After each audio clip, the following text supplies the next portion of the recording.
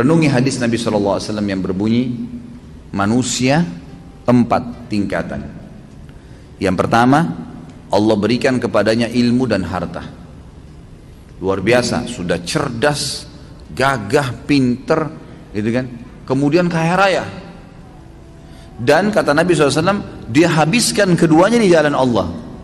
Ilmunya diajarkan, kemudian juga hartanya diinfakkan. Datang golongan yang kedua, yang Allah berikan kepadanya harta. Maaf, diberikan ilmu tanpa harta. Berilmu, faham ilmu agama, tapi keadaan ekonominya biasa. Dia lihat orang yang punya kelebihan nih, apa yang dia lakukan? Dia mengatakan, ya Allah, kalau engkau memberikan kepadaku seperti kau berikan kepada dia, aku akan lakukan seperti dia atau bahkan lebih. Kata Nabi SAW, fahuma fi ajri sawa, dua-duanya akan sama pahalanya. Karena memang yang kedua ini nggak punya harta, maka dia hubungkan itu dengan tekad yang kuat, niat yang baik kepada Allah Subhanahu wa taala. Kalau dia dikasih, dia akan lakukan. Allah dengan kemahaadilannya berikan. Si yang pertama nggak dizalimi, dia dapat semuanya. Tapi yang kedua diberikan kelebihan oleh Allah Subhanahu wa taala karena tekadnya yang baik. Golongan ketiga, orang yang Allah berikan kepadanya harta tanpa ilmu, nggak ada ilmunya, kaya raya tapi luar biasa, cuma nggak tahu mana halal mana haram, nggak pernah tahu masalah urusan akhirat, ada surga dan neraka, nggak pernah berpikir kalau mati di alam barzah nanti akan ada masalah kalau dia banyak dosa. Diberikan, dihabiskan hartanya di jalan kemaksiatan kepada Allah, bangun diskotik, bar, sibuk dengan itu. Kemudian datang golongan keempat, ini yang luar biasa, ya. Kejahilan yang luar biasa. Jangan jadi golongan ketiga aja, nggak boleh, apalagi golongan keempat. Orang yang tidak dikasih ilmu, nggak dikasih harta, miskin, ya kan gitu, dan juga tidak ada, bodoh, nggak ada ilmunya. Yang dia jadikan tolak ukur bukan golongan pertama sama kedua, tapi golongan ketiga. Orang kaya raya yang bangun hotel sana sini banyak kemaksiatannya, diskotik dan seterusnya. Orang-orang yang banyak tiap hari bermaksiat kepada Allah SWT, lalu dia bilang, kalau saya punya harta seperti dia, saya akan buat yang sama. Maka kata Nabi SAW, fahuma fi wazri sawa. Ini orang ini sama-sama dosanya. Rugi nggak kira-kira? Udah miskin di pinggir jalan, rumahnya sudah gubuk, nggak ada ilmunya, bodoh. Kemudian di sebelah gubuknya ada orang bangun hotel atau diskotik, keluar pakai mobil Mercy, tiap hari mabuk, berzina, gonta-ganti pasangan. Lalu dia bilang, coba saya kaya seperti dia, saya akan buat sama. Lalu kita yang di gubuk itu sudah susah hidupnya, dikasih dosa yang sama dengan dia, kita nggak lakukan, padahal tekadnya maunya seperti itu. Maka ini kata Nabi SAW, fahuma fi wazri sawa, ini sama dosanya. Jadi selalu jadi tolak ukur orang yang berprestasi dan baik. Allah berikan kebaikan-kebaikan padanya, lalu dia habiskan di jalan Allah.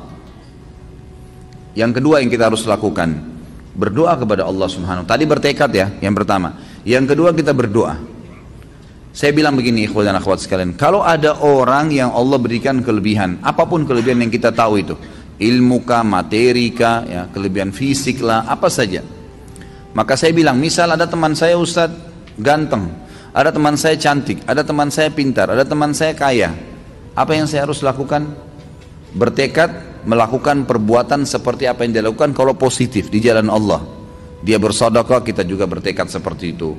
Dia lakukan apa saja, memang kita tidak punya kemampuan untuk melakukannya, maka kita tekadkan untuk itu, diniatkan dan dilakukan. Kalau betul-betul tekad ya, niat yang diikuti dengan tekad. Jadi kalau betul-betul ada harta, memang dia akan keluarkan. Yang kedua, mendoakan dia. Ini yang jadi saksi bahasan nih, memperbaiki hati kita. Mendoakan dia agar Allah tambahkan kelebihan itu. Ada orang gagah dan cantik, semoga ya Allah engkau berikan dia lebih baik daripada itu. Lebih sudah kaya, ya Allah berkahi rezekinya. Kalau dia sudah pintar, ya Allah berikan kepintaran tambahan. Loh kok bisa Ustaz?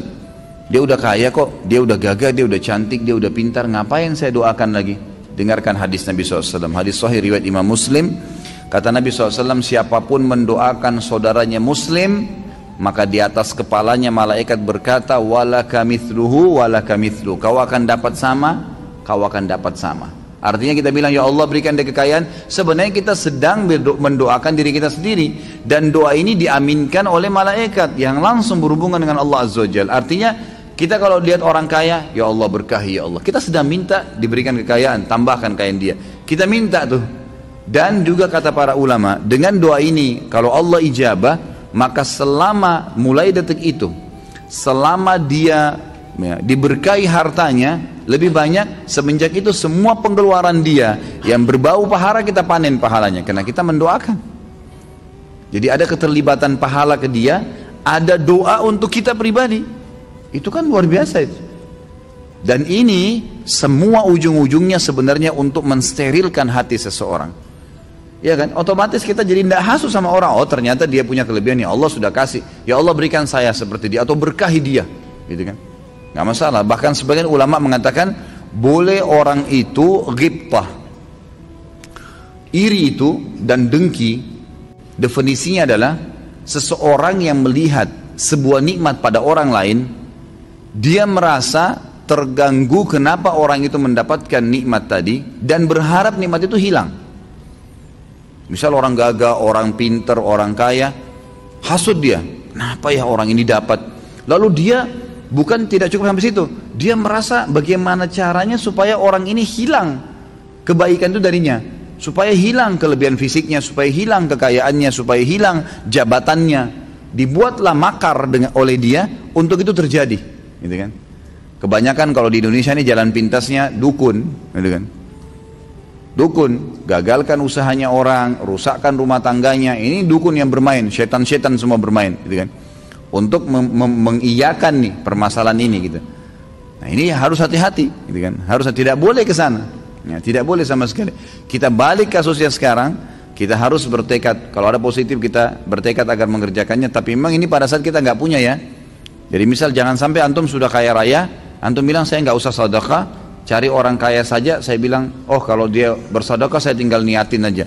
Bukan gitu. Sebab di sini dikatakan oleh Nabi SAW adalah orang yang Allah kasih ilmu tanpa harta, memang nggak ada hartanya. Yang gitu. Ada sebentar lagi nih banyak jemaah haji berangkat ya kan? Antum nggak punya kesempatan haji. Mungkin ada duit tapi nggak dapat visa, nggak ada kesempatan. Bisa kita dapat pahala seperti mereka. Caranya memang tekadkan, ya Allah, kalau engkau mudahkan aku seperti mereka dapat visa, dapat kemudahan, aku akan haji bersama mereka. Sama pahala hajinya tuh. Tapi tidak diambil dari pahala mereka. Allah dengan kemahadilannya tetap beri mereka, tapi kita diberi juga senilai hanya dengan niat dan tekad tadi. Yang kedua,